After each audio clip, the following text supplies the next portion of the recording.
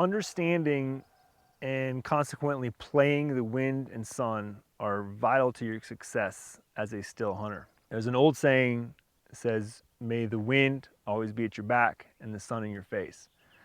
That saying does not work for still hunters. And let's start with the wind. Wind is probably the first and foremost thing I always consider when still hunting after I've picked my location. And if the wind is not good for that location to still hunt through, I might actually pick another location. But basically I want to always be hunting into the wind so that my scent is blowing out behind me, not out in front of me.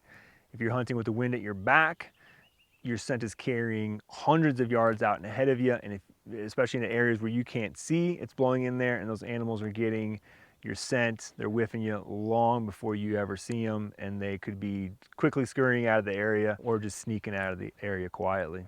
So as you're still hunting, always keep the wind in your face. It doesn't have to be directly in your face. It could be, quartering to you, or even coming at a 90-degree angle to you.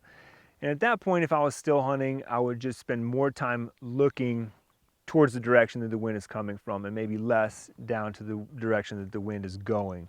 Again, because where your scent is being carried, more than likely the animals are not going to be there. The sun, super important to, as often as possible, keep it behind you. I don't look at it as importantly as the wind, but if you can make it happen the way where the sun is actually behind you, it does two things for you. It doesn't illuminate your body to the animal that you're trying to hunt, which is out in front of you. But what it does by shining from behind you out in front of you, it does illuminate everything out in front of you. And so that would be, just the terrain that you're scanning, and then as well as the animals. And a lot of these animals that we hunt, whether it's deer, elk, antelope, they tend to pop in the sunshine a little bit. And so by having that sun behind you, pointing at them, makes that animal pop out a little bit more easier to find and see.